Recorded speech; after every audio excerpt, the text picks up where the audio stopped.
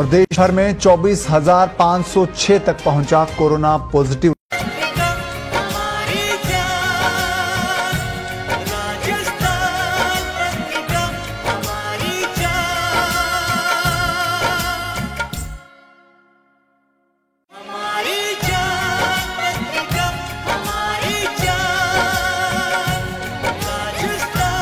Lockdown का 1 महीना पूरा, केंद्र सरकार ने देर रात बढ़ाया छूट का दायरा। हॉटस्पॉट के बाहर सभी दुकानें खुलेंगी, लेकिन मॉल्स और मार्केट कॉम्प्लेक्स खुलने के लिए अभी करना होगा और इंतजार।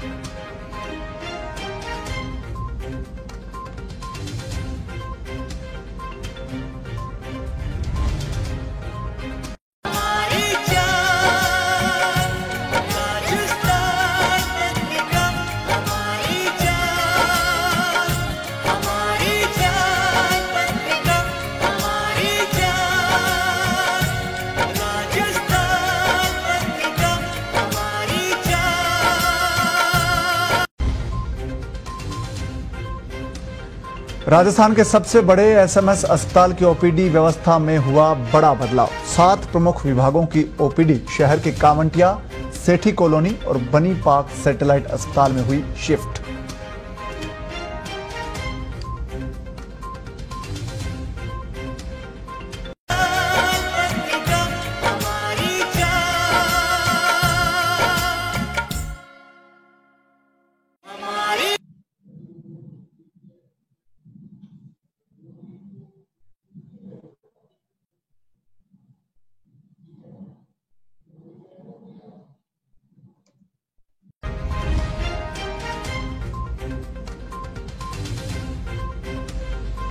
अक्षय तृतीया का अबूझ सावा कल। राजस्थान में 23,000 शादियां हुई निरस्त, जो होंगी वो भी बिना शहनाई और बाराती के। 5 से कम लोग ही बन सकेंगे शादियों के साक्षी।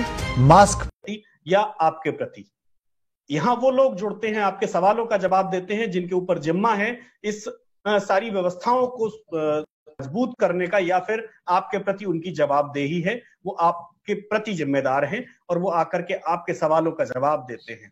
आज भी हम एक ऐसी ही शख्सियत को लेकर के आए हैं। इस पत्रिका अब भी जारी।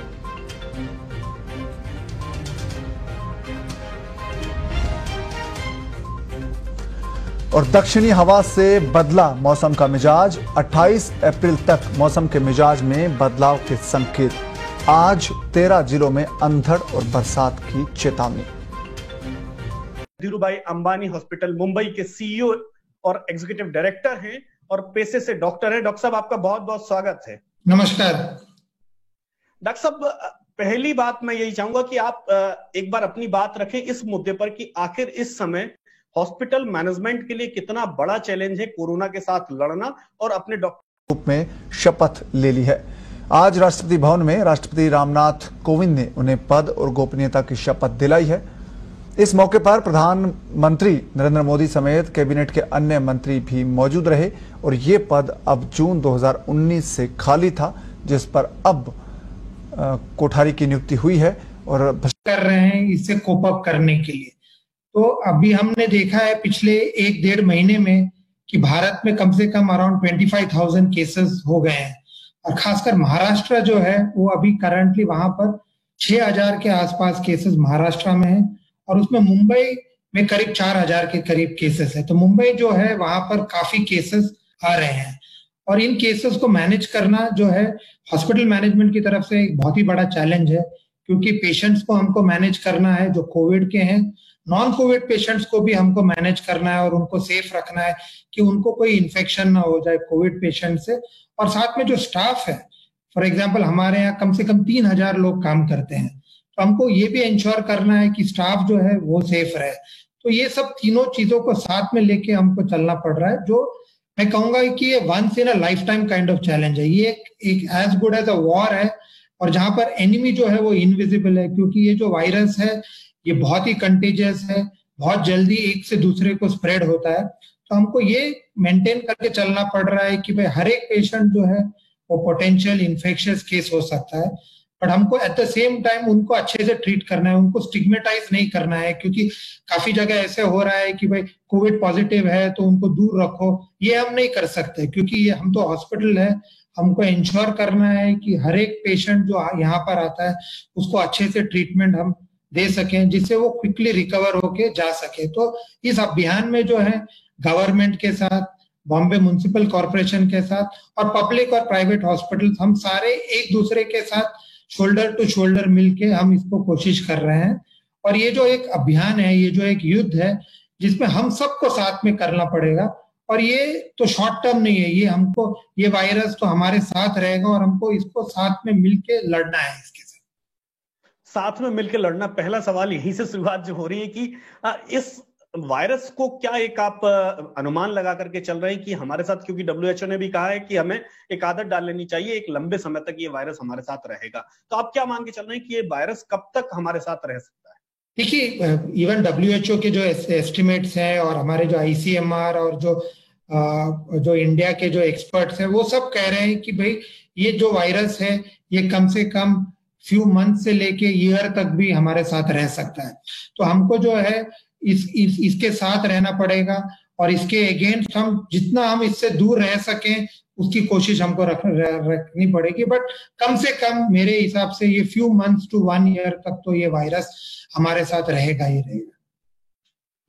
एक साल तक हमारे साथ रह सकता है, तो सबसे बड़ा डॉक्टर साहब सवाल यही है कि एक साल तक सर्वाइवलिटी क्या बचेगी? क्योंकि एक जो ये कहा जा रहा है कि लॉकडाउन सिर्फ एक पॉज बटन है और पॉज बटन खुलते ही वापस से वायरस स्प्रेड होगा, तो इसको लेकर के क्या तैयारी आपको लग रहा है? क्योंकि चूंकि आप कोरोना की लड़ाई में महाराष्ट्र सरकार के साथ जुड़े हुए हैं, उनके साथ बैक टू बैक आप काम कर रहे हैं, तो क्या स्ट्रेटजी लग रही है आपको? तो लॉकडाउन जो है ये एक ब्रेक मिला है हमको, जिसमें काफी सारी चीजें हम अचीव कर पाए हैं। नंबर 1 ये है कि भाई लोग जो है वो सेंसिटाइज हो चुके हैं कि भाई ये वायरस है और ये वायरस जो है एक से दूसरे में जल्दी स्प्रेड होता है, तो इसलिए सोशल डिस्टेंसिंग करना जरूरी है, हैंड वॉशिंग करना जरूरी है, मास्क पहनना जरूरी है। इसके साथ साथ हॉस्पिटल्स जो हैं उन्होंने अपनी अपनी कैपेसिटीज बढ़ा दी हैं, पीपीई वगैरह ऑर्गेनाइज हो गया है। तो इससे ये जो वक्त हमको मिला है, इससे हम तैयारी कर पाए हैं कि भाई हमारे पास सारे एम्यूनिशन अभी रेडी हैं, जिससे कि जब भी ये लॉकडाउन खुलेगा लोग जो हैं फिर भी जो है वो सेंसिटाइज रहेंगे कि भाई हाँ, हम साथ साथ में नहीं रह सकते, हमको एक दूसरे से डिस्टेंसिंग रखना जरूरी है, मास्क पहनना जरूरी है, हैंड वॉश करना जरूरी है। और इसके साथ हमको जो है we will have to start living with the virus, हमको वायरस के साथ साथ रहना पड़ेगा। एट द सेम टाइम हमारा जो बिहेवियर है वो चेंज करना पड़ेगा कि भाई चाहे वो ट्रेन है, बसेस है, जब भी वो स्टार्ट होंगी या फिर हम शॉपिंग के लिए जाएंगे, दुकानों में जाएंगे, तो कैसे डिस्टेंस रखना है, घर में एक दूसरे से कैसे डिस्टेंस रखना है। तो मैं आज सुबह कुछ डॉक्टरों से बात कर रहा था और वो भी कह रहे थे कि life will not be the same again. जो प्री कोविड एरा था और जो पोस्ट कोविड एरा है, जैसे वो कहते हैं कि बीसी और एडी था, अभी वो प्री कोविड और पोस्ट कोविड एरा हो गया है। तो हमारा जो लाइफस्टाइल है वो डेफिनेटली चेंज होगा। और लॉकडाउन ने ये अचीव किया है कि लोग काफी सेंसिटाइज हो गए, लोग अब जानते हैं कि भाई हमको ये सब चीजों का प्रिकॉशन रखना जरूरी है। लेकिन डॉक्टर साहब, ये प्रिकॉशन की बात अगर मैं कहूं तो ये अरबिया तक ये चीज कम्युनिकेट प्रॉपर हो गई है, लेकिन अगर मैं अभी रूरल की बात करूं, रूरल तक उस तरह से स्प्रेड आउट नहीं हुई। उन्हें ये मालूम है कि एक वायरस आया हुआ है, लेकिन प्रिवेंशन और प्रिकॉशन क्या रखने इसको लेकर बहुत ज्यादा अवेयर नहीं है। अगर ये लॉकडाउन मान लीजिए अगर खुलता है 3 मई या और आगे बढ़ के जब भी खुलता है, अगर सरकार खोलती है, तो उसके बाद जो आपने कहा कि लॉकडाउन के बाद जो प्री और पोस्ट वाला जो एरा है, तो उसके बीच का जो टाइम होगा, पोस्ट कोविड वाला एरा जो उसके बीच में और लॉकडाउन के बीच में, क्या आप डिफरेंस देख रहे हो? किस तरह से स्प्रेड आउट हो सकता है, कैसे वो बचाया जा सकता है उस भीड़ को उससे जूझने से? जैसे मैं कह रहा था, ये एक युद्ध है और ये एक अनयूजुअल काइंड ऑफ अ युद्ध है, बिकॉज यहाँ सिर्फ आर्मी नहीं है, ईच एंड एवरी सिटीजन जो है उसको अपना अपना रोल प्ले करना है, क्योंकि एक सिटीजन से दूसरे सिटीजन में ये स्प्रेड हो रहा है। तो इसके लिए सेंसिटाइजेशन जो है वो बहुत ही इंपॉर्टेंट है कि हर नागरिक ये अपनी अपनी जिम्मेदारी करके ले कि भाई मेरे को ये सारी चीजों का मेरे को ख्याल रखना है, मेरे को सोशल डिस्टेंसिंग करना है, मेरे को हैंड वॉश करना है, मेरे को मास्क पहनना है। मैं ऐसा नहीं कि हम साथ में घूमें, कि साथ में हम बाहर निकलें, सबको अलग अलग करके रखना पड़ेगा। तो ये जो है पूरा एक लाइफस्टाइल चेंज है और इट्स नॉट इजी, ये बहुत ही चैलेंजिंग रहेगा क्योंकि इतने सालों में हमने कभी ये किया नहीं। और हमारा जो कल्चर है कि भाई हम साथ में रहते हैं, एक दूसरे के साथ मिलते जुलते रहते हैं, एक दूसरे के घर जाते हैं, तो ये सारी चीजें जो है ये हमको चेंज करनी पड़ेगी। तो इसमें एक माइंडसेट चेंज है, बिहेवियर चेंज है। तो लॉकडाउन में वो डेफिनेटली वो थोड़ा बहुत मेरे हिसाब से अचीव हो पाया है कि लोग वो सेंसिटाइज तो हो गए हैं कि भाई लाइफ हमको थोड़ी करके चेंज करनी पड़ेगी। और लॉकडाउन के बाद हमको बहुत ही सावधानी से स्टार्ट करना पड़ेगा, वरना बहुत ज्यादा एपिडेमिक हो सकता है। और हम नहीं चाहते कि जैसे यूएस में, न्यूयॉर्क में हो रहा है या जैसे इटली में हो रहा है, वो काइंड ऑफ सिचुएशन हम नहीं फेस कर पाएंगे क्योंकि हमारी पॉपुलेशन इतनी ज्यादा है। और स्पेशली अर्बन एरियाज में पॉपुलेशन डेंसिटी ज्यादा है, लोग एक एक घरों में 10-10, 12-12 लोग रहते हैं, तो यहाँ पर ये रिस्क बहुत ज्यादा है। रूरल में क्योंकि थोड़ा ज्यादा स्प्रेड आउट है, लोग थोड़ा ज्यादा स्प्रेड आउट है, जगह ज्यादा है, तो रिस्क जो है वहां पर मेरे हिसाब से कम है। फिर भी सेंसिटाइजेशन और अवेयरनेस बहुत जरूरी है। सेंसिटाइजेशन और अवेयरनेस अब सबसे बड़ी चीज जो की फैक्टर होंगे मुझे लगता है कि लॉकडाउन खुलने के बाद। लेकिन एक अभी यूजर पूछ रहे हैं, उनका सवाल है कि क्या अभी हमने वायरस को लॉकडाउन में घर के भीतर रखा हुआ है या उसकी एज खत्म हो पाएगी इस लॉकडाउन से, या फिर मतलब बहुत ही कंफ्यूजिंग अभी जो एक सिचुएशन है कि लोग ये नहीं समझ पा रहे कि लॉकडाउन सिर्फ उसको रोकने के लिए या खत्म करने के लिए है। लॉकडाउन जो है वो रोकने के लिए है, ये खत्म नहीं हो रहा है। लॉकडाउन से जो है पेस ऑफ ट्रांसमिशन जो है, जो कहते हैं कि एक से दूसरे को जो ट्रांसमिशन है वो कम हो रहा है क्योंकि लोग एक दूसरे से मिल नहीं रहे हैं। तो अगर आप मिलोगे नहीं, एक ही एरिया में रहोगे, तो वो ट्रांसमिशन जो है वो साइकिल ब्रेक होता है। जब वो ट्रांसमिशन साइकिल ब्रेक हो रहा है तो वो स्प्रेड कम हो रहा है। जैसे कि गवर्नमेंट ने भी एस्टिमेट लगाया था कि अगर हम लॉकडाउन नहीं करते, कि आज भारत में 25,000 केस है, तो ये केसेस कम से कम 8 से 10 लाख हो सकते थे अगर हमने लॉकडाउन नहीं किया होता। तो और अगर इतने केस होते तो हॉस्पिटल्स में ये बर्डन हम नहीं ले पाते। तो लॉकडाउन से ये अचीव हो गया है कि ट्रांसमिशन साइकिल जो है वो डेफिनेटली स्लो डाउन हो गया है। तो इस स्लो डाउन की वजह से हमको टाइम मिला है कि हम तैयारी कर पाए कि लॉकडाउन के बाद अगर स्प्रेड थोड़ा बढ़ता है तो भी हॉस्पिटल जो है वो तैयार है। बट डेफिनेटली लॉकडाउन ने वायरस को खत्म नहीं किया है। एक डॉक्टर साहब, इंपीरियल कॉलेज ऑफ लंदन की एक रिपोर्ट आई, उसमें उसने कहा कि हिंदुस्तान में जो लॉकडाउन है वो बेसिकली आप वायरस को सिर्फ स्टॉप कर रहे हैं, होल्ड कर रहे हैं। इस बीच में आपको मेडिकल इमरजेंसी लेवल पे आपको तैयार करना पड़ेगा। और हर बड़े शहर में वो कह रहे हैं कि एक अगर एवरेज शहर है जिसकी आबादी 10 लाख है, वहां आपको 2000 से 2500 के बीच का एक कोविड हॉस्पिटल चाहिए, और उसमें 50% से लेकर 60% आपके आईसीयू बेड हो और आपके पास आईसीसीयू हो। तो क्या वाकई में हम लोग उस तैयारी के स्तर पर जा पा रहे हैं? तो इसपे जो है काफी लार्ज स्केल में इसमें काम हो रहा है। और ये मैं कहूंगा कि एक बहुत ही यूनिक सिचुएशन है जहाँ government, local, state, central bodies और पब्लिक और प्राइवेट हॉस्पिटल्स जो है वो सारे साथ में मिलके इसमें चल रहे हैं। तो ये बहुत ही कोऑर्डिनेटेड एफर्ट चल रहा है। अगर मैं बॉम्बे का उदाहरण दूं तो यहाँ सारे पब्लिक हॉस्पिटल्स, प्राइवेट हॉस्पिटल्स ने अपनी अपनी तरफ से बेड्स कमिट किए हुए हैं। जो हेल्थ मिनिस्टर हैं, chief minister, BMC commissioner, health department, ये सारे कोऑर्डिनेटेड वे में एवरी डे जो है हमारे आपस के बीच में कॉल्स हो रहे हैं, जहां पर हम असेस कर रहे हैं कि भाई कितने बेड्स हमने एलोकेट किए हैं, कितने बेड्स में पेशेंट है। एक सेंट्रल बॉडी है जो बेड एलोकेशन कर रही है। जैसे कि आपने राइटली बताया कि हर एक शहर में कम से कम 2 से 2,500 बेड बनाना बहुत जरूरी है। उसमें कम से कम 10% बेड जो है उसमें क्रिटिकल केयर बेड रखने जरूरी है।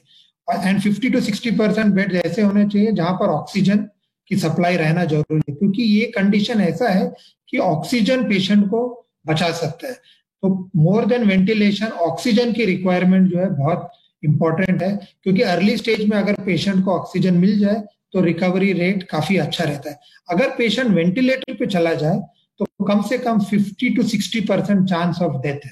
तो इसलिए ऑक्सीजन जो है बहुत इंपॉर्टेंट है। वेंटिलेटर पे अगर कोई पेशेंट चला जाता है तो रिस्क ऑफ डेथ बहुत हाई है।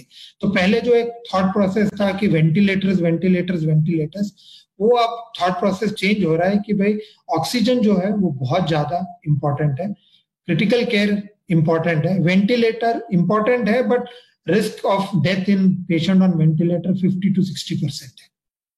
डॉक्टर साहब नहीं पूछना चाहिए, लेकिन एक सजेस्टिव पूछना चाहता हूं कि जो हम लोग अभी जिस लाइन ऑफ ट्रीटमेंट पे जा रहे हैं, एक बात हो रही है कि हम लोगों ने हाइड्रोक्सीक्लोरोक्विन के साथ चले, उसके साथ हमने दूसरी ड्रग्स भी दी, और साथ में अब आ रहा है कि प्लाज्मा थेरेपी, जिसको गवर्नमेंट ऑफ इंडिया ने कहा कि ये ज्यादा बेनिफिशियल है। तो दोनों थेरेपी, दोनों जो पॉलिसी है, जो उसको कैसे देख रहे हैं आप कि ये एक हम उस तरफ जा रहे हैं जहां पर हम इलाज खोजने के करीब हैं क्या? तो ये जो है, बिकॉज जैसे मैंने शुरुआत में ही कहा था, ये एक नई बीमारी है और ये एक ऐसी बीमारी है जिसके बारे में लोगों को ज्यादा पता नहीं है, ना ज्यादा क्लिनिकल एविडेंस है। तो हम एक दूसरे के एक्सपीरियंस से हम देख रहे हैं, सीख रहे हैं कि जैसे चाइना में क्या यूज हुआ, यूएस में क्या यूज हुआ, क्योंकि हमारे पास वो एक एडवांटेज है कि ये बीमारी हमारे यहाँ 3-4 महीने बाद आई है। तो वो डेफिनेटली वो लर्निंग जो है वहां पर वो हम इम्प्लीमेंट कर रहे हैं। हमारे जो यहाँ के की डॉक्टर्स हैं, एपिडेमियोलॉजिस्ट हैं, साइंटिस्ट हैं, उन्होंने भी इसमें काफी काम किया हुआ है। तो यहाँ जो है hydroxychloroquine definitely first line of treatment करके इस्तेमाल किया जा रहा है। और पेशेंट जो है, क्योंकि एक वायरल इन्फेक्शन है जहाँ 80% पेशेंट एसिम्प्टोमेटिक है और मिनिमली सिम्प्टोमेटिक है, तो सपोर्टिव ट्रीटमेंट से ही उनमें वो सुधार हो रहा है। जो पेशेंट में ज्यादा सीरियस हो रहे हैं उनमें various kind of other treatments try हो रहे हैं। जैसे हमारे हॉस्पिटल में फॉर एग्जांपल ज्यादा क्रिटिकल पेशेंट्स हैं तो हाइड्रोक्सीक्लोरोक्विन के साथ दूसरे एंटीवायरल जो एचआईवी में यूज होते हैं, स्वाइन फ्लू में यूज होते हैं, वो एंटीवायरल्स दिए जा रहे हैं। और अभी प्लाज्मा थेरेपी के लिए अभी अप्रूवल आया है महाराष्ट्र गवर्नमेंट में। तो जहाँ जो क्योर्ड पेशेंट्स है, जैसे हमारे हॉस्पिटल में कम से कम 35 से 40 पेशेंट्स क्योर होके चले गए, तो हम अब उनको वापस बुला के उनका ब्लड कलेक्ट करके उसमें जो एंटीबॉडीज हैं वो लेके हम जो एकदम क्रिटिकल पेशेंट्स है उनमें हम वो ट्राई करेंगे। तो ये जो प्लाज्मा थेरेपी है हम वही पेशेंट्स में हम ट्राई करेंगे जो एकदम क्रिटिकल है, जो वेंटिलेटर पे चले गए हैं, जहाँ रिस्क ऑफ डेथ ज्यादा है, तो definitely as a last resort हम उसको ट्राई करेंगे। पर जो 85 to 90% पेशेंट्स हैं वो हाइड्रोक्सीक्लोरोक्विन और जो दूसरी सपोर्टिव ट्रीटमेंट्स हैं और ऑक्सीजन के साथ वो रिकवर हो रहे हैं। वो रिकवर हो रहे हैं। एक सबसे बड़ा डॉक्टर साहब जो संकट जो खड़ा हो रहा है, वो संकट ये खड़ा हो रहा है कि हम लोग जिस इस समय पूरा जो माहौल है, चीजें हैं, उसमें कहीं ना कहीं डॉक्टर्स, जैसे मैं कहूं, अगर मैं मध्य प्रदेश में कहूं और दूसरे राज्यों में कई जगह डॉक्टर्स कोरोना के इलाज के दौरान इन्फेक्टेड हुए और उनकी डेथ हुई है। कहीं ना कहीं एक दुखद घटना है।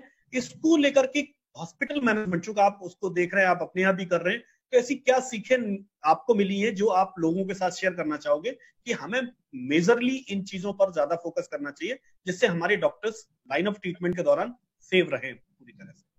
तो ये सबसे इम्पोर्टेंट जो हॉस्पिटल्स के लिए है वो है कि अपने जो स्टाफ है उनको सेफ रखें।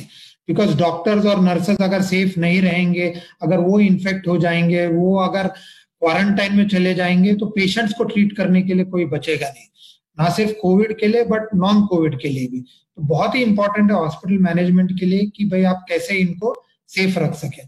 सेफ रखने के लिए जो है कोविड साइड में जो है, जो नॉन कोविड पेशेंट्स हैं उनके साथ जो डॉक्टर्स ट्रीट कर रहे हैं उनको अप्रोप्रिएट पर्सनल प्रोटेक्टिव इक्विपमेंट जो है, जैसे N95 मास्क हैं, गॉगल्स हैं, फेस शील्ड्स हैं, गाउन्स हैं, शू कवर्स हैं, जो एकदम बेस्ट क्वालिटी के हैं, वो प्रोवाइड करना उनको बहुत ही जरूरी है, जिससे कि जब वो ये पेशेंट से वो डील करें कि वो कॉन्फिडेंट रहें कि हाँ कि भाई मैं सेफ हूं और मेरे जो साथ में मेरा सपोर्ट स्टाफ है वो सेफ है, तो उसके साथ वो पूरी तरह से वो पेशेंट का वो इलाज कर सके।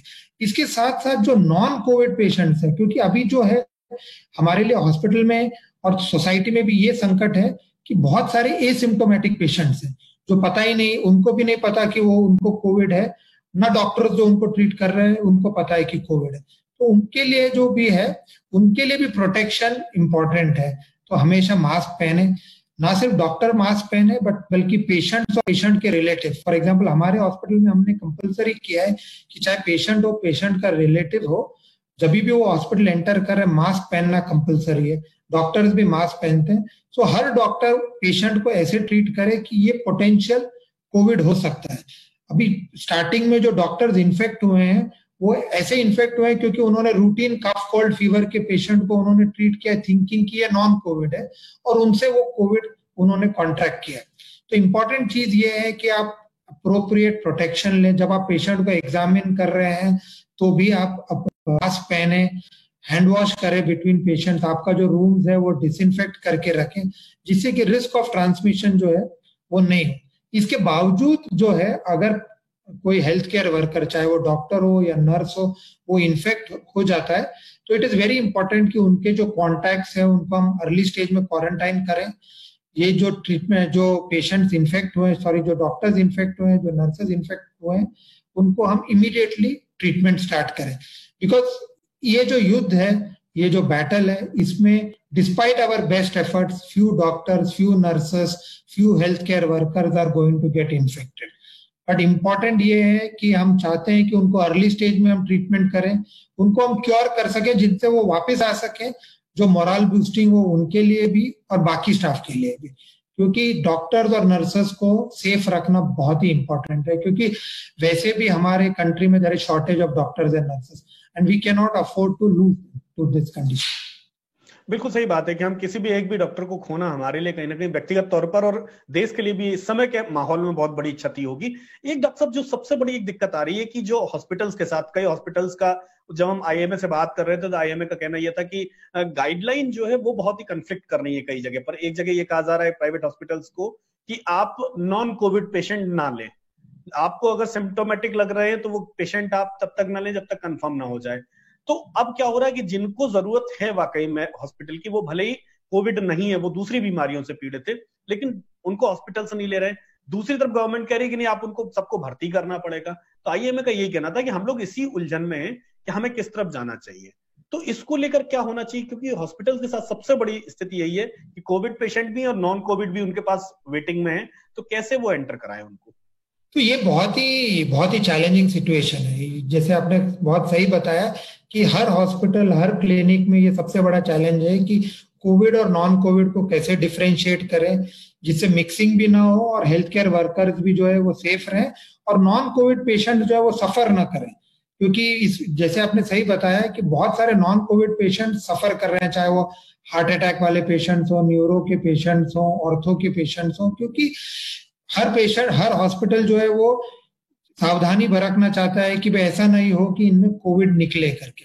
तो इसके लिए जो है स्क्रीनिंग ऑफ पेशेंट जो है वो बहुत ही इंपॉर्टेंट है कि हम, जैसे जो भी पेशेंट हमारे यहाँ इमरजेंसी में आ रहे हैं, हम उनको प्रॉपरली स्क्रीन कर रहे हैं कि भाई इनको फीवर, कफ, कोल्ड है नहीं। तो इसकी ये स्क्रीनिंग में जो है चेस्ट स्क्रीनिंग, चाहे वो एक्सरे हो या सीटी स्कैन हो, ये बहुत ही मददगारी है, क्योंकि काफी सारे एसिम्प्टोमेटिक पेशेंट्स में भी एक्सरे, चेस्ट और सीटी स्कैन में इस कंडीशन के सिम्टम्स जो है वो दिख जाते हैं। तो अगर उसमें कुछ दिख जाता है तो फिर आप वो पेशेंट्स को कोविड हॉस्पिटल में आप रेफर कर सकते हैं, या अगर आपके पास कोविड वार्ड है तो आप वो कोविड वार्ड में उनको एडमिट कर सकते हैं। इसके साथ साथ जो है हम इमरजेंसी में as well as planned work के लिए हम कोशिश कर रहे हैं कि पेशेंट्स को हम टेस्ट कर पाए कोविड के लिए, जिससे कि जो पेशेंट भर्ती हो रहा है, हम जानते हैं कि भाई ये कोविड नेगेटिव है, तो अगर उसकी सर्जरी है या कोई प्रोसीजर है तो वो स्वैब के साथ अगर हम कर रहे हैं तो वो सेफ रहता है पेशेंट के लिए as well as for the staff. अगर हम नहीं जानते कि भाई ये पेशेंट कोविड पॉजिटिव है, तो फिर it is better that we do the procedure with all appropriate precautions. तो पीपी पहन के प्रोसीजर करना, तो ये है। गवर्नमेंट भी जो है इसमें गाइडलाइंस, जो स्टार्टिंग में जो गाइडलाइंस थी उन्होंने उसको मॉडिफाई किया है कि पहले अगर कोई भी पेशेंट पॉजिटिव आ जाता था तो वो हॉस्पिटल सील हो जाता था या वो बंद हो जाता था। बट अभी गवर्नमेंट ने भी गाइडलाइंस काफी मॉडिफाई कर दी है कि अगर उस एरिया में अगर कोई आपके हॉस्पिटल में कोई कोविड पॉजिटिव आता है तो वो कहते हैं कि भाई आप उस एरिया को आप डिसइंफेक्ट कर लो, जो स्टाफ उनके कांटेक्ट में आया है उसको आप क्वारंटाइन कर दो, बट बाकी एरियाज ऑफ द हॉस्पिटल आप उसको कंटिन्यू करो सर्विस प्रोवाइड करना, क्योंकि other patient should not suffer.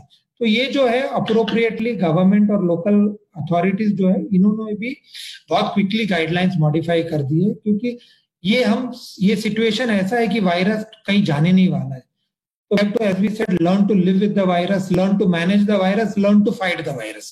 तो उसके साथ साथ हमको जो है तो उस एरिया को हम डिसइंफेक्ट कर दें, उस एरिया के स्टाफ को हम क्वारंटाइन करें and with in 24 to 48 hours आप फिर से वो एरिया स्टार्ट कर सकते हैं। तो हमको जो है whether it is small nursing homes और big hospitals, we have to take appropriate guidelines. जितना हो सके हम डी-रिस्क करें, स्टाफ को प्रोटेक्ट करें, पेशेंट्स को प्रोटेक्ट करें, but we have to keep the hospital operations going. Hospital operations जारी रहने चाहिए।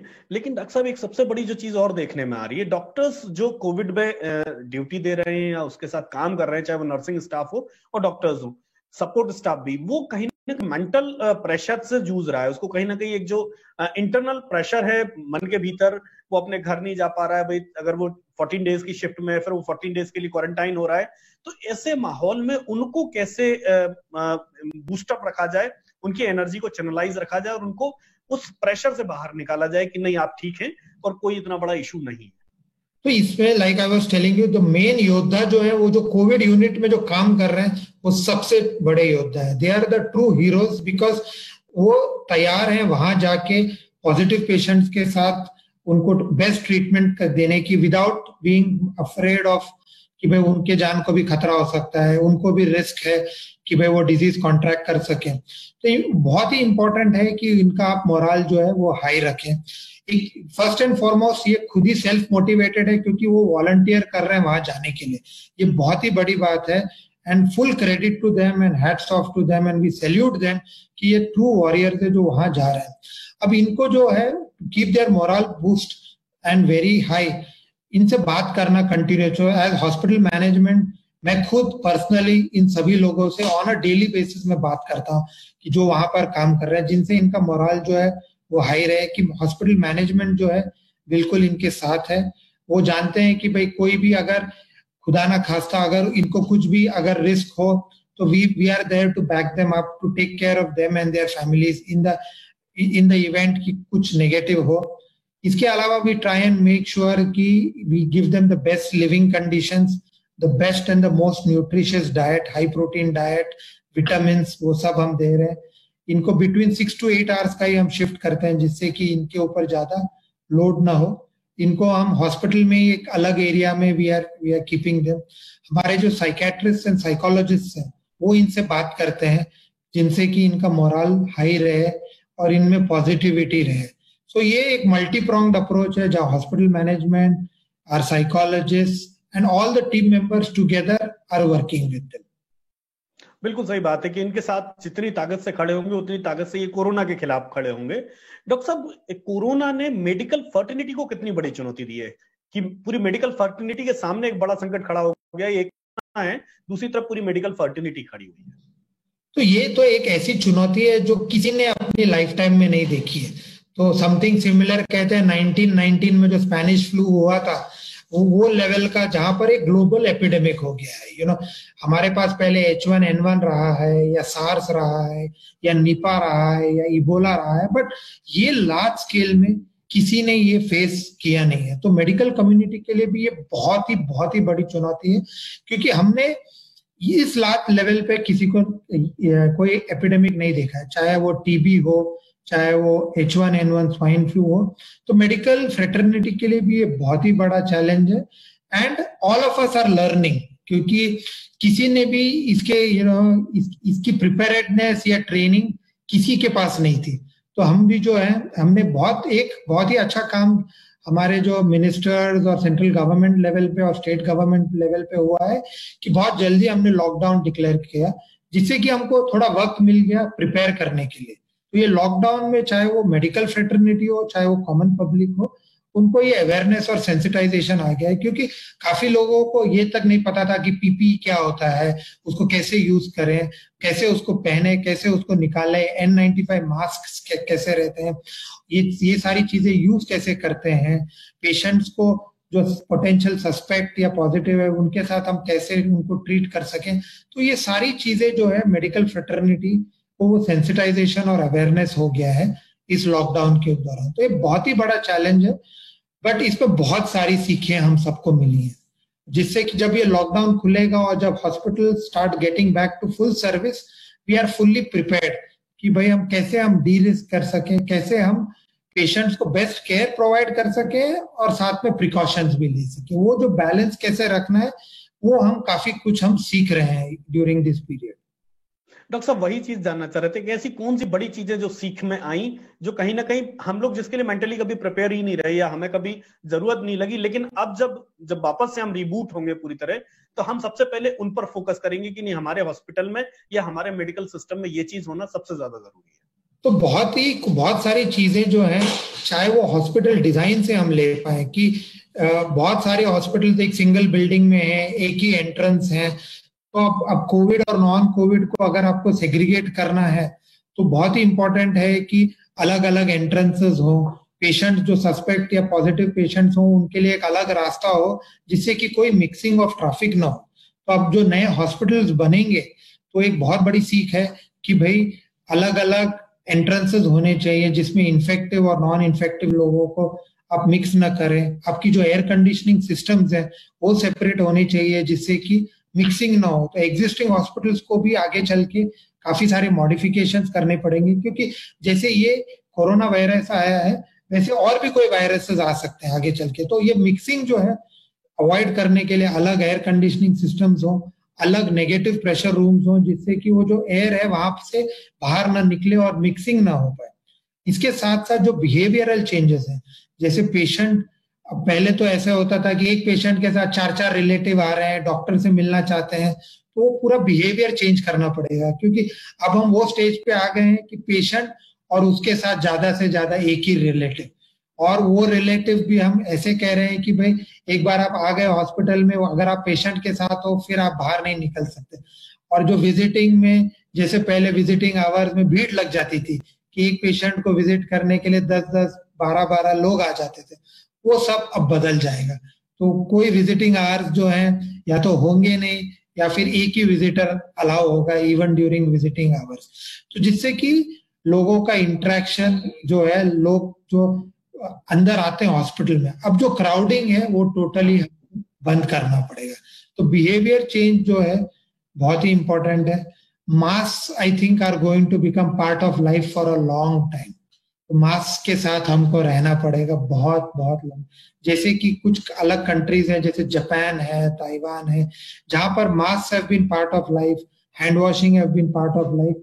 ये सारी चीजें जो है बिहेवियर्स हॉस्पिटल्स में भी will become part of life. हर एक जगह पे हमने सैनिटाइजर्स लगा दिए हैं, हर एक जगह पे हैंड वॉश फैसिलिटीज हैं। विजिटर्स जो हैं बहुत ही कम हो जाएंगे। तो हम तो वो स्टेज पे पहुंचेंगे कि शायद पेशेंट को, अगर पेशेंट एबल बॉडीड है तो वो अकेले ही आए हॉस्पिटल्स में। उसके अलावा फॉलो अप पेशेंट्स के लिए हम एनकरेज कर रहे हैं कि आप टेली कंसल्टेशन करें, स्काइप करें। तो जो अगर आप हॉस्पिटल आना अवॉइड कर सकते हैं तो आप अवॉइड करें। तो अब हम देख रहे हैं कि बिहेवियर चेंज हो गया है बोथ पेशेंट्स एंड डॉक्टर्स।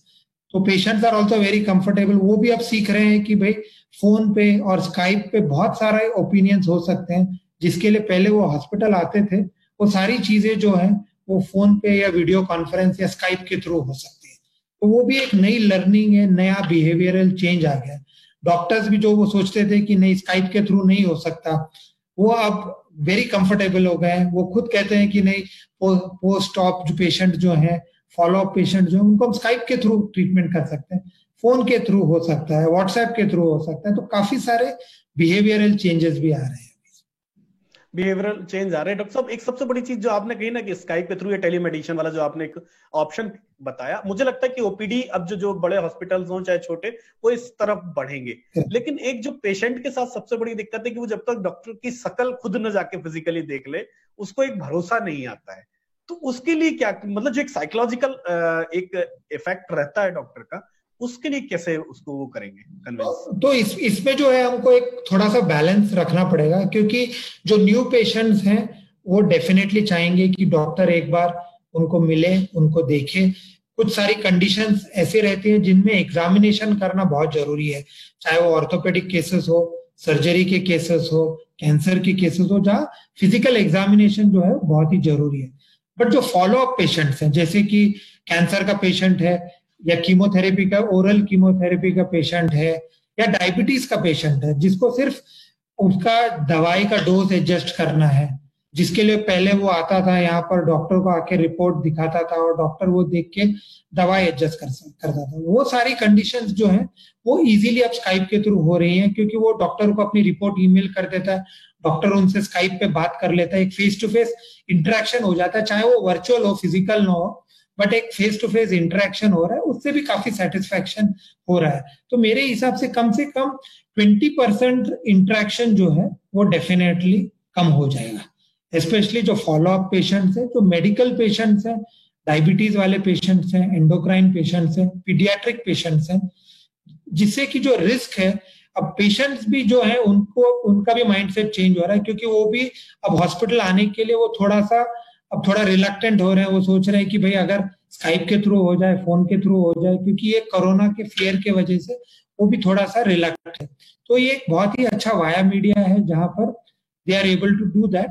और जो पेशेंट जेन्युइनली चाहते हैं वो आना चाहते हैं, और डॉक्टर्स अगर जो कंफर्टेबल नहीं है कि वो फोन पे नहीं एडवाइस कर रहे हैं या स्काइप के थ्रू नहीं एडवाइस कर रहे हैं, तो वो पेशेंट को बुला लेते हैं। तो new patients definitely they may need to come to hospital so that वो डॉक्टर उनको देख पाए, बट फॉलो अप पेशेंट्स के लिए बहुत ही अच्छा मीडियम हो गया। जी, फॉलो अप पेशेंट के लिए। डॉक्टर साहब, एक जो आप कोरोना की, मैंने कहा ना कि आप पूरा महाराष्ट्र के जो मुंबई की पूरी कमेटी है, चीजें हैं, उसमें आप बैठ करके पॉलिसी मेकर्स में से आप भी शामिल हैं, तो ऐसी कौन सी वो 5 चीजें आप लोगों ने फाइंड आउट की होंगी जो पूरे देश के लिए एक लर्निंग शेयरिंग हो सकती है कि ये चीजें तो इस फाइट में सबसे ज्यादा जरूरी है, बेसिक थिंग्स जो बाकी लोगों को भी सीख के तौर पर इस्तेमाल करनी चाहिए, जो आपने अपनी लर्निंग शेयरिंग में वहां सीखी होंगी मुंबई में? तो फर्स्ट एंड फॉरमोस्ट ये एक चीज है कि इसके लिए बहुत ही ज्यादा कोऑर्डिनेटेड एफर्ट चाहिए। तो coordinated effort between the government, public hospitals, private hospitals और कम्युनिटी, ये सारे जो एंटिटीज हैं वो साथ में जब तक नहीं चलेंगे, और व्हेन आई से community it means all community workers including police, including health officials, वो सारे, क्योंकि उसकी कोऑर्डिनेटेड एफर्ट जो है वो सबसे इंपॉर्टेंट है। सेकेंड चीज जो है लार्ज स्केल टेस्टिंग, बहुत ही इंपॉर्टेंट है कि जब तक आप टेस्ट नहीं करेंगे, जैसे कि WHO ने भी कहा है टेस्ट टेस्ट टेस्ट, जब तक आप टेस्ट नहीं करेंगे तब तक आप आइडेंटिफाई नहीं कर पाएंगे कि कितने लोग इन्फेक्टेड हैं और कितने लोग कम्युनिटी में है। तो टेस्टिंग जो है वो बहुत ही इंपॉर्टेंट है। टेस्टिंग में भी होम टेस्टिंग जो है वो सबसे ज्यादा इंपॉर्टेंट है कि आप तो लैब्स को होम टेस्टिंग करना जरूरी है, जिससे कि जो पोटेंशियल सस्पेक्ट्स है वो बाहर नहीं निकले घर से, क्योंकि अगर वो बाहर जाएं, कम्युनिटी में जाएं, हॉस्पिटल्स में जाएं, तो वो रिस्क है इन्फेक्ट करने का। तो जितना हो सके home testing is very very important. सारे जो लैब्स है they are offering home testing facilities. तो अगर सिम्टम्स डेवलप होते हैं तो अर्ली स्टेज में होम टेस्टिंग करना is very very important. The other thing is कि स्टिग्मा जो है इसको दूर करना है। काफी सारे पेशेंट जो हैं वो काफी लेट स्टेज में हॉस्पिटल आए हैं क्योंकि सोसाइटी से स्टिग्मेटाइजेशन, क्योंकि वो नहीं लोगों को बताना चाहते कि उनको कोविड है। तो उस सिचुएशन में वो जो रिस्क है कि उन्होंने काफी लोगों को स्प्रेड कर दिया है और वो काफी लेट स्टेज में हॉस्पिटल आए। अगर आप लेट स्टेज में हॉस्पिटल आते हैं तो रिस्क ऑफ डेथ जो है वो बहुत ही हाई है। इसलिए early stage, so early testing, early stage में हॉस्पिटल आना, ये चीजें बहुत ही इंपॉर्टेंट है। थर्ड जो हमने बहुत बड़ी सीख हमको मिली है इसमें कि जो एसिम्प्टोमेटिक पेशेंट, जो मिनिमली सिम्प्टोमेटिक पेशेंट है, उनको हॉस्पिटल में रखना, हॉस्पिटल का बेड वेस्ट करना है, क्योंकि ये जो कंडीशन ऐसा है कि 2 हफ्ते तक आपको क्वारंटाइन रहना है। तो हमने काफी सारे विद द गवर्नमेंट कोऑर्डिनेशन और BMC कोऑर्डिनेशन, उन्होंने काफी सारे होटल्स, काफी सारे लार्ज जो क्वारंटाइन होम्स हैं, स्कूल्स हैं, जो धर्मशाला है, वो सारी चीजें उन्होंने लेकर क्वारंटाइन फैसिलिटीज वहां बनाई है, जिससे कि पॉजिटिव पेशेंट जो एसिम्प्टोमेटिक है, जो मिनिमली सिम्टम है, वो हॉस्पिटल बेड नहीं ऑक्यूपाई कर रहा है। वो सारे लोग इन क्वारंटाइन फैसिलिटीज में है। वहां एक डॉक्टर है जो बस एग्जामिन कर रहा है कि भाई पेशेंट सेफ है। तो एक डॉक्टर जो है 200-300 लोगों को वो जो क्वारंटाइन फैसिलिटीज में वो ख्याल रख पा रहा है, और हॉस्पिटल बेड जो है वो अवेलेबल है सीरियस पेशेंट्स के लिए। तो बहुत ही इंपॉर्टेंट है हर स्टेट में, हर गवर्नमेंट में, कि आप हॉस्पिटल बेड्स को जो है वो क्रिटिकल पेशेंट्स के लिए, जिसको ऑक्सीजन की रिक्वायरमेंट है, उनके लिए रखें, ना कि एसिम्प्टोमेटिक पेशेंट से भरे। तो ये बहुत ही इंपॉर्टेंट चीज है। तो टेस्टिंग मेरे हिसाब से बहुत इंपॉर्टेंट चीज है। अर्ली डायग्नोसिस ऑफ सिम्टम्स बहुत ही इंपॉर्टेंट चीज है। स्क्रीनिंग बहुत ही इंपॉर्टेंट चीज है। Beds, keeping them for critical patients and creating large quarantine. तो महाराष्ट्र गवर्नमेंट और BMC ने बहुत सारे होटल्स ले लिए हैं, बहुत सारे स्कूल्स ले लिए, बहुत सारे लॉजेस ले लिए। तो कम से कम 15 से 20 हजार लोग जो हैं इन सारे एरियाज में उन्होंने रखे हैं, जिससे कि हॉस्पिटल पे प्रेशर नहीं है। इसके अलावा हॉस्पिटल्स हर एक स्टेट में 2 या 3 बड़े कोविड हॉस्पिटल बनाने जरूरी है, जहां वो सारे कोविड पेशेंट्स को आप साथ में रख सके। इससे जो है staff training, use of PP, ये सब रैशनली हो सके, क्योंकि एक स्टाफ पीपी पहन के कम से कम 15-20 कोविड पेशेंट्स को मैनेज कर सकता है।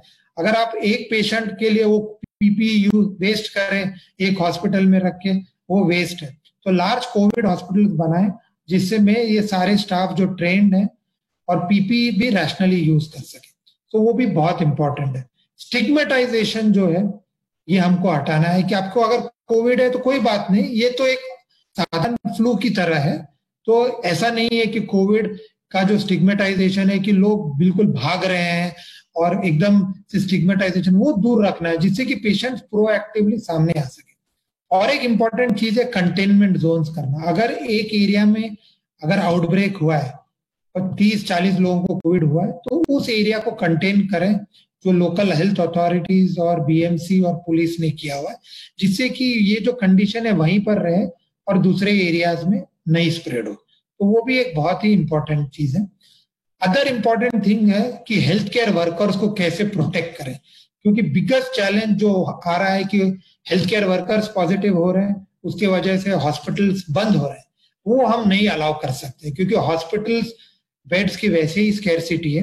तो हमने भी गाइडलाइंस काफी मॉडिफाई किए हैं, जैसे मैंने पहले बताया कि अगर स्टाफ पॉजिटिव आता है, क्योंकि हॉस्पिटल में staff positive despite best efforts few staff positive आएगा, तो कैसे अर्ली डिटेक्ट करें, कैसे ट्रीट करें जिससे कि quickly they can come back to work. ये भी बहुत बड़ी सीख है कि सारे हॉस्पिटल्स को इस एपिडेमिक में साथ में चलना पड़ेगा, जिससे नॉन कोविड पेशेंट्स भी सफर नहीं करें।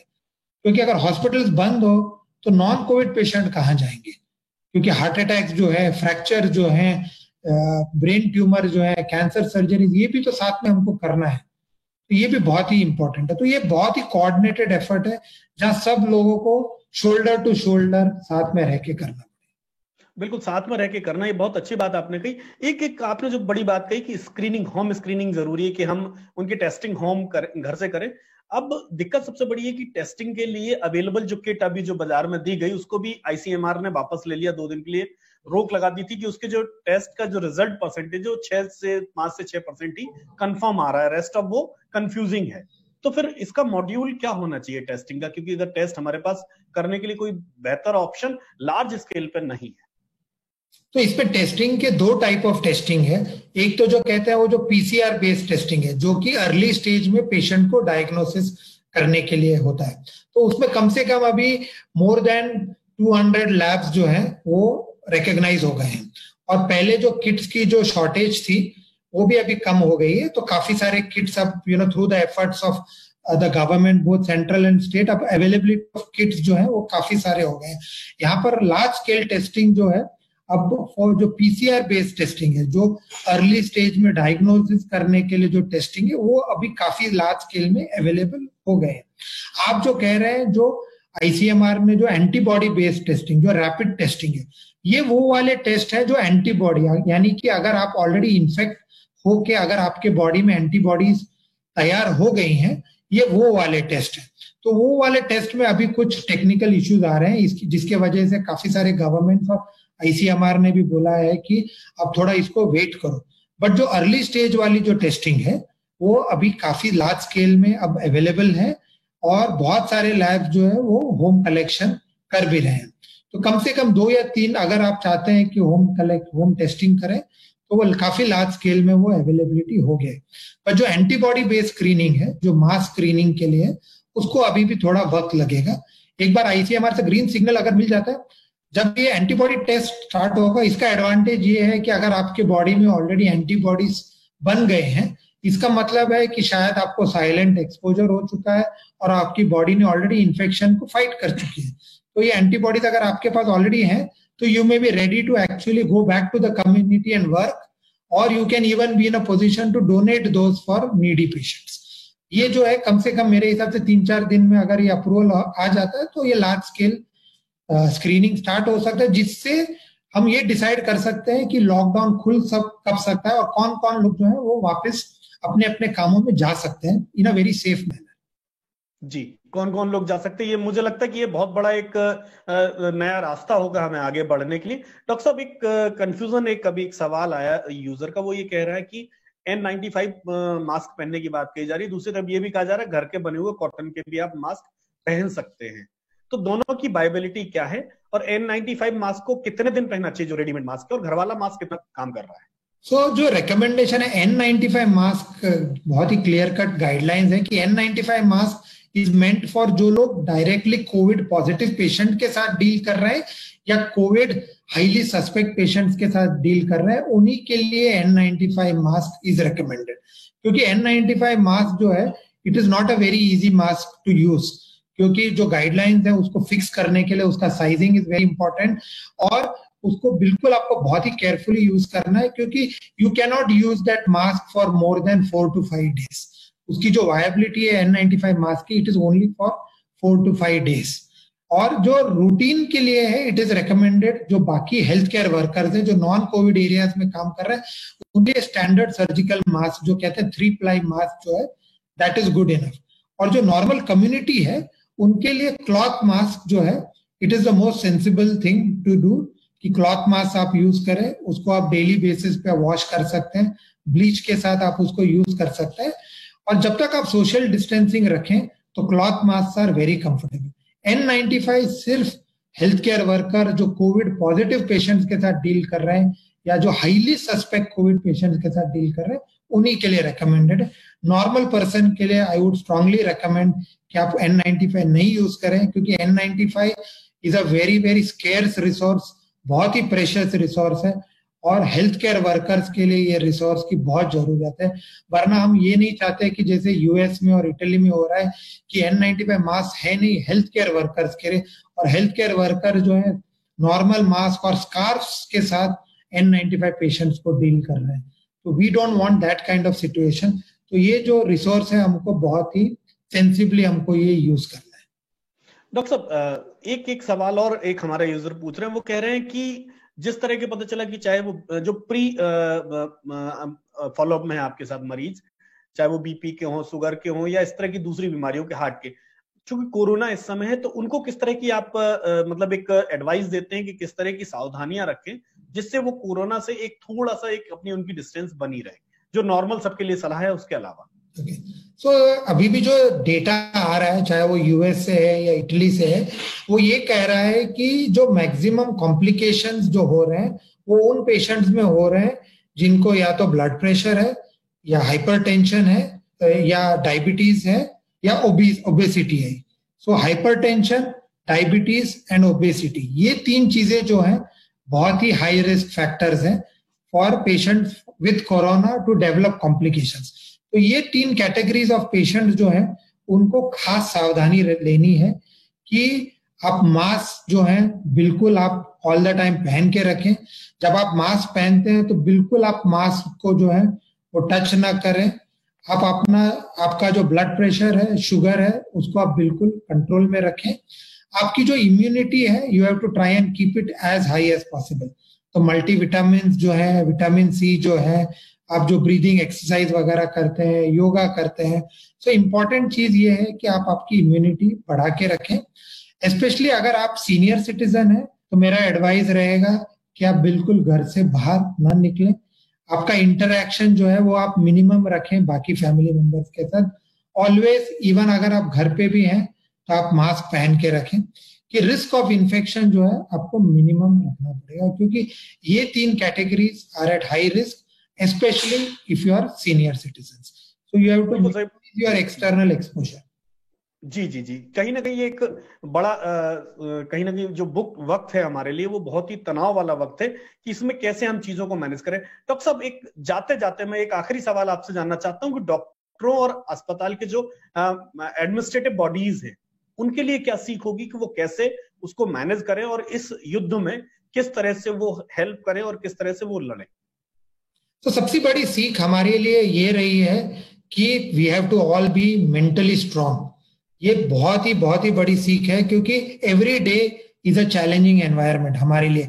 क्योंकि एक तरफ कोविड पेशेंट्स आ रहे हैं जो हाई रिस्क हैं, उनका हमको ख्याल रखना पड़ रहा है। जो स्टाफ है उनको मोटिवेटेड रखना है, उनको सेफ रखना है। लॉकडाउन के बावजूद उनको हम कैसे मोटिवेट करें कि आप हॉस्पिटल्स में आए, काम करें, क्योंकि उनके भी घर में उनके फैमिली मेंबर्स हैं, सीनियर सिटीजन्स हैं उनके घर में छोटे बच्चे हैं, तो वो कैसे इस हाई रिस्क एनवायरनमेंट में आए, काम करें और फिर वापस जाके अपने घर में जा सकें। इसके साथ साथ जो नॉन कोविड पेशेंट्स हैं उनको भी हम कैसे इंश्योर करें कि उनको हम बेस्ट केयर दे पाए। तो ये जो बैलेंस रखना है, ये एक बहुत ही बड़ी सीख रही है हमारे लिए कि हम साथ में कैसे हम साथ में काम कर सकें और कोऑर्डिनेटेड एफर्ट, जैसे कि मैंने बताया स्टार्टिंग में, सबसे बड़ी सीख, वरना हम पहले तो ऐसा रहा है कि हर हॉस्पिटल अपना अपना काम कर रहा है, पब्लिक हॉस्पिटल वो अपने काम कर रहे हैं, प्राइवेट हॉस्पिटल अपना काम कर रहा है, स्पेशलिटी हॉस्पिटल अपना काम कर रहा है, कम्युनिटी अपना काम कर रहा है। बट जो कोऑर्डिनेटेड एफर्ट है, जहां की central, state, all the regulatory bodies, public hospitals, private hospitals, staff, patients, ये सब साथ में मिलके कैसे काम करें, that has been the biggest learning हमारे लिए। जो बिहेवियर चेंज है, चाहे वो डॉक्टर्स में हो, पेशेंट्स में हो, स्टाफ में हो, और स्टाफ जब मैं कहूंगा तो डॉक्टर्स से लेके जो हमारे क्लास 4 वर्कर्स जो है, सब लोग साथ में मिलके काम कर रहे हैं। जब हम ट्रेनिंग करते हैं तो एक ही रूम में, चाहे वो डॉक्टर हो, नर्स हो, हमारा वार्ड बॉय हो, स्वीपर हो, एक ही रूम में बैठ के हम सबकी जो ट्रेनिंग कर रहे हैं, तो ये आई वुड से बहुत ही कोऑर्डिनेटेड और टीम एफर्ट रहा है, and it's a once in a life time, life changing, experience changing. तो no words can describe it. बिल्कुल सही बात है कि ये एक ऐसा वक्त है जिसको ना तो कोई कह सकता है ना बोल सकता है, लेकिन ये तय है कि ये जब इतिहास लिखा जाएगा तो डॉक्टरों का योगदान बहुत बड़ा कहलाएगा। डॉक्टर साहब हमारे साथ जुड़े हुए थे, डॉक्टर संतोष सेठी जी, कोकिलाबेन धीरूभाई अंबानी होटल के CEO and executive director. Doctor साहब ने बहुत अच्छी बातें कही। उन्होंने कहा कि अगर आप वाकई में कोविड के खिलाफ खड़े होना चाहते हैं तो आप ये मान करके चलिए हम एक युद्ध के मैदान में हैं और हमें उसी तैयारी के साथ जाना चाहिए। डॉक्टर्स को आप जितना सम्मान दे सकते हैं, जितना उनके साथ खड़े हो सकते हैं, उनका ध्यान रखिए। और उन्होंने क्या क्या एडवाइस दी है, इस आप वीडियो को रिवाइंड करके देखिए, शुरू से लेकर आखिरी तक उन्होंने जो सीख दी है, मुझे लगता है कि कोविड से लड़ने के लिए इससे बेहतर बात कोई और नहीं हो सकती है। डॉक्टर साहब आप हमारे साथ जुड़े, इसके लिए बहुत बहुत धन्यवाद। हम फिर मिलेंगे, नमस्कार। बहुत ही धन्यवाद, बहुत ही अच्छा लगा आप लोगों के साथ बात करके, धन्यवाद।